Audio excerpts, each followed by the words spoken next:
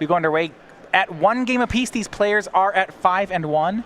Should mention that Grant has played 3 copies of Collected Company in his deck. An addition here for Modern. Yeah, when I first saw the Collected Companies, I was thinking this was something like the Todd Stevens Naya Company deck. And it has a lot of the same elements, though it's more aggressive. I don't believe that Todd was playing Wild Nakados or anything like that. Yeah, I don't think so. It is interesting. We see cards like Knight of the Reliquary, Luxodon Smiter, Voice of Resurgence.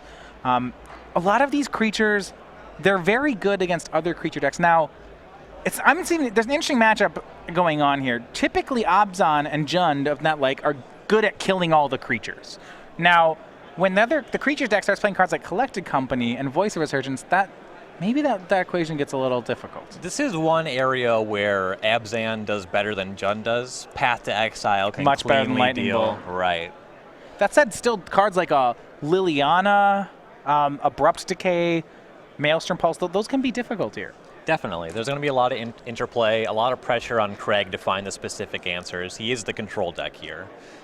And the company decks are pretty good at asking those questions. Specifically, Collected Company just making 2 threats is also a problem. Something we should note, out of the sideboard, Grant does have 2 copies of Blood Moon in his deck, which is superb in this matchup. Interesting choice for Blood Moon over Magus of the Moon in a Collected Company deck. I see that one. Yeah, okay. It's more resilient. You can't Lightning Bolt a Blood Moon, but the fact that you can't find it with Collected Company is a little awkward. You get a lot of mileage off of just having 1 Magus of the Moon in your deck, right? Because you have, you can collect a company into it sometimes. Right. It just has to be that fact that you can Lightning Bolt it, and Craig actually has 1 Disfigure in his deck, which you could pluck a Magus of the Moon with. Can't hit a Blood Moon there. Yeah, I guess all you would need was 1 basic to go ahead and hit a Magus. It is more difficult to get Blood Moon Manits. He's really on Abrupt Decay and that 1 of Maelstrom Pulse, so he'd need the basic Forest and the basic Swamp. Or I guess he can do. There's also the trick that if he's worried about Blood Moon, he can just leave up black or green on his opponent's turn. Right. It does put pressure on your mana, and that's expensive. Right, and he's already putting pressure on the type of threats that Craig needs to be casting. So that's a real cost for the Abzan deck to just hang out with mana up. Now, without a card like Blood Moon to kind of cheese the game a little bit, in a fair fight here, do you think Grant can just work his way through the removal? It's definitely possible. Collected Company goes a long way. Voice of Resurgence goes a long way. Right, well, Grant's going to try to play cards to the board fast. He won game 1 but lost the post-board game, kind of what I'd expect here. Abzan is a great sideboarding deck. Grant starts with a turn 1 Noble Hierarch.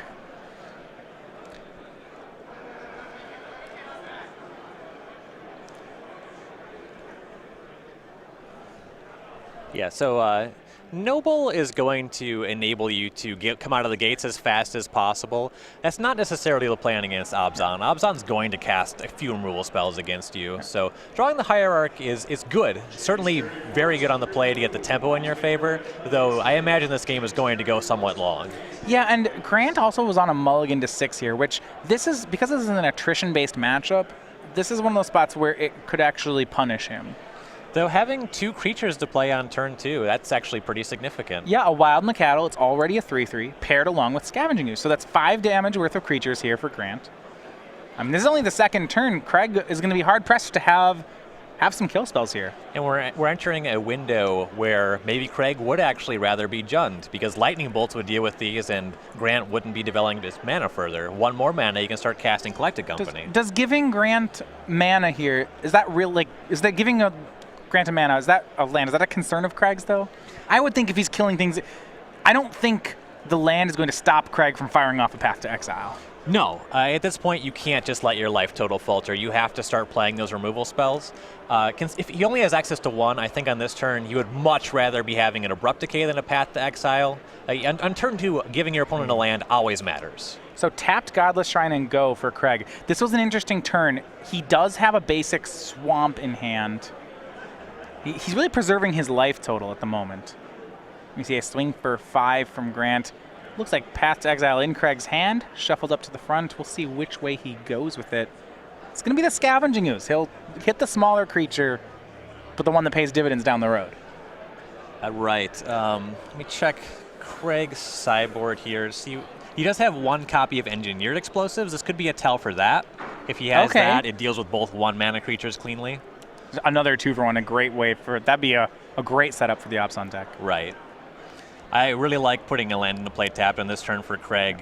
Just conserving your life total against a deck that's not really going to have much in the way of reach. One thing I like is the Craig's timing on the Path to Exile. He waited until the attack step there so that the Exalted off Noble Hierarch would not trigger. Right. Very good timing there. A lot of players, I think, would want to fire it during the upkeep. Grant on his turn, post-combat, replaces the Scavenging Ooze with another one.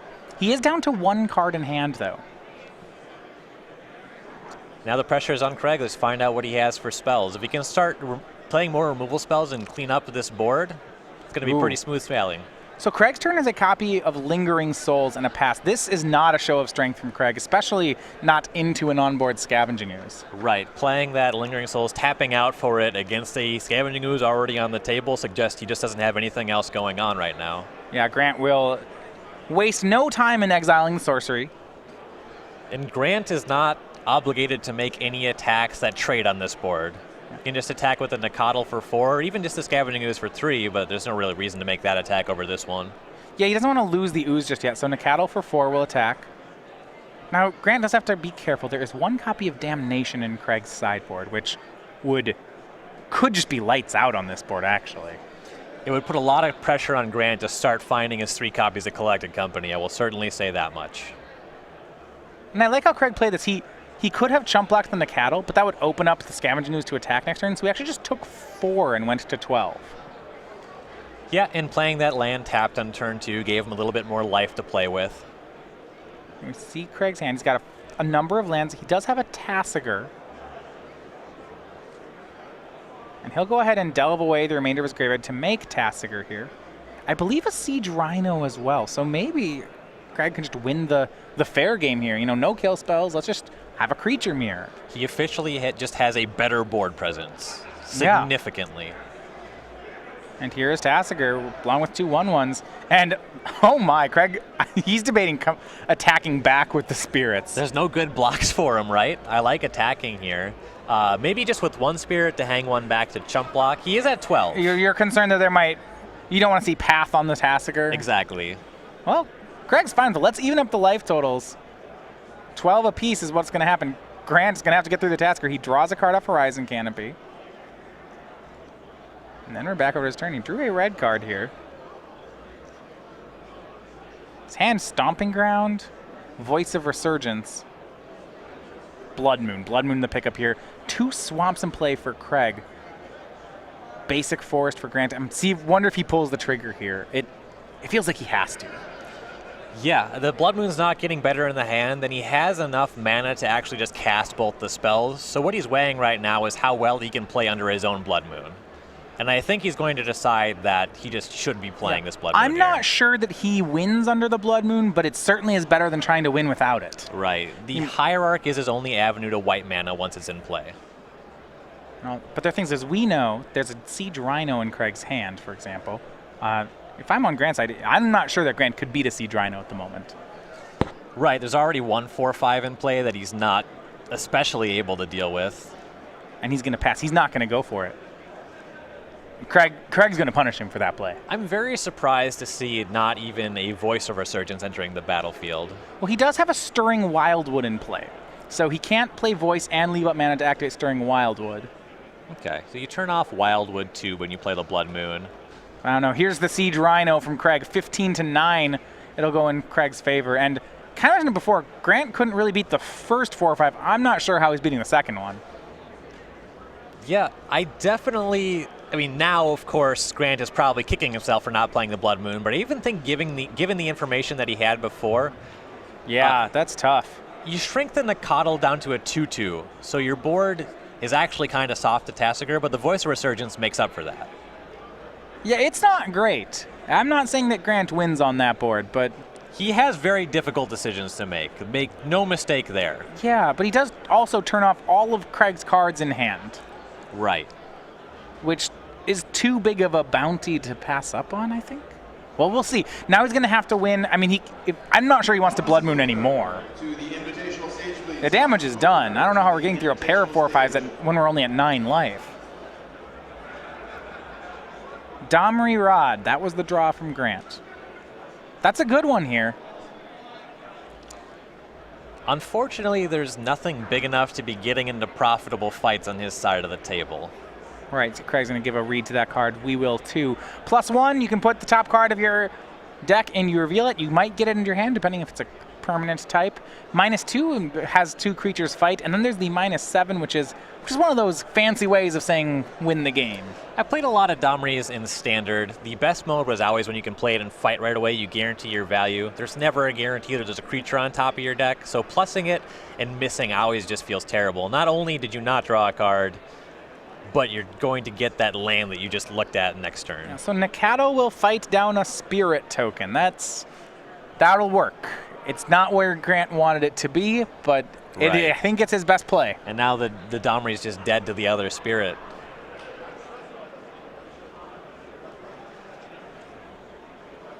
The line makes sense. I mean, that's really the only guaranteed value you're getting out of the Domri, but that really just illustrates how bad this spot is for Grant. Well, 4/5s are just... I mean, I expected Craig to be killing each of Grant's creatures, but outclassing them, I'm surprised. Yeah, I mean, the deck plays Siege Rhino for a reason, and here we're seeing it pay dividends. When you have Wild Nakato in your deck and I have Siege Rhino, and I know it's going to resolve, I feel pretty good about that position. Well, how about this? It's Gavany Township for Craig. How about some 5/6s? Yet another... You know, I don't want to... Boy, the Township may force the issue on Blood Moon. Right. If it wasn't already forced, now it's just even worse. Right. I'm not sure Grant can beat the board. If the board starts involving townshipping creatures, it's no-go.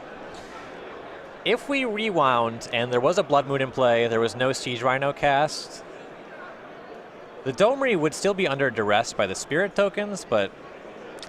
Well, what Grant's choosing to do is he's trying to sit back and allow his creature quality to grow, and maybe he'll put some pressure on Craig. So Craig's going to use the spirit token to attack Domri Rad. That'll take care of it. And actually, he sent in Siege Rhino at Grant. It's a bit of a bait here. You know, the block of Voice of Resurgence plus Nakato looks pretty good. Right. Grant is going to chump. Okay, well, actually, no, not good in the face of Township. So he's just going to chump with Voice of Resurgence. Yeah, you would have to throw 3 creatures in front of that, and then Craig would have his choice of killing 2 of them. Yeah, okay. So Grant will take 2 and lose his Planeswalker. He will get that Star Elemental token. It's currently a 4/4. And Craig, he's just going to play mono big creatures. It looks like Tarmogoyf's going to join the board. A fine Lurgoyf here. It'll be big. It'll also be bigger than all of the, well, nearly all of the creatures on Grant's side. Yeah, Scavenging Ooze can keep that one under control. Well, not anymore. Not anymore. Here's Abrupt Decay from Craig for the Scavenging Ooze. That also makes this Elemental token much less formidable. Yeah, here's Tarmogoyf. Creature land instant. It's less formidable because it's a 3/3. May even have more. Oh, Planeswalker. Domri's there, so creature land instant Planeswalker. 4/5. A draw from Grant. He's behind on the board. Still has that Blood Moon, but the damage is done here. Yeah, that Blood Moon may as well be a basic. He had Plains. one turn where he had to decide to play it or not play it. I think once he decided to not play it, the card stopped being a card in this game. Right. Everything snowballed out of control from there in the game, and the card itself is, the value is just not there. You turn off Township, but these creatures are already outclassing you in play.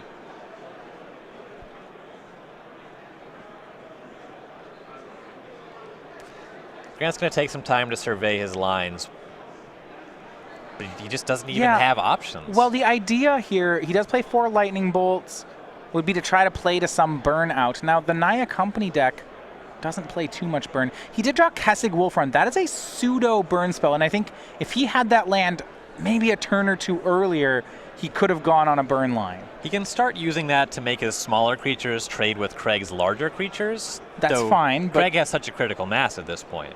Yeah, I mean, I think if he had enough life points to work with, maybe he could make all those trades happen. The issue is that if Craig just starts swinging the team, Grant may be forced into too many chump blocks to continue to do that. Right. Also, if it were a little bit tighter, Craig could just start activating Township and kill with that Spirit in very short order. Looks like Craig is going to take a conservative route here. Just Siege Rhino. I like this. It's setting up for a kill next turn. Elemental token will jump in front of the Rhino. Craig's fine with that. Kessig Wolfrun's going to attempt for the trade here.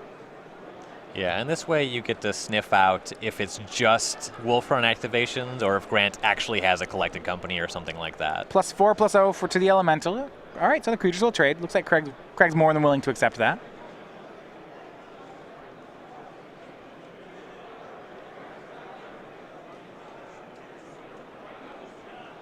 One trample damage still does come across. Siege Rhino was a 4/5. Kessig Wolfrun only pumps on the front end, and a bit of a shrug from Craig. He'll go ahead and play another Tarmogoyf past the turn. Does not have the double green, or the triple green needed to play Goyf and activate Tasigur. So he has 4 mana up, but no Tasigur. Right, and needs another mana to activate the Township as well, so just kind of hanging out with mana here. And Grant actually needs another creature plus mana to make this Wolfrun matter. I imagine we're going to see Craig start being more aggressive on this turn. We said he was setting up for the 2-turn kill. Here's the second half of it. It is all 3 of the 4/5s are going to come into the battlefield, to the red zone here. I'd be attacking with the Spirit as well. That way any 2 creatures are lethal with the Township activation. But it doesn't really... He's going to win this game one way or the other. Yeah, you're right. I'm a little surprised.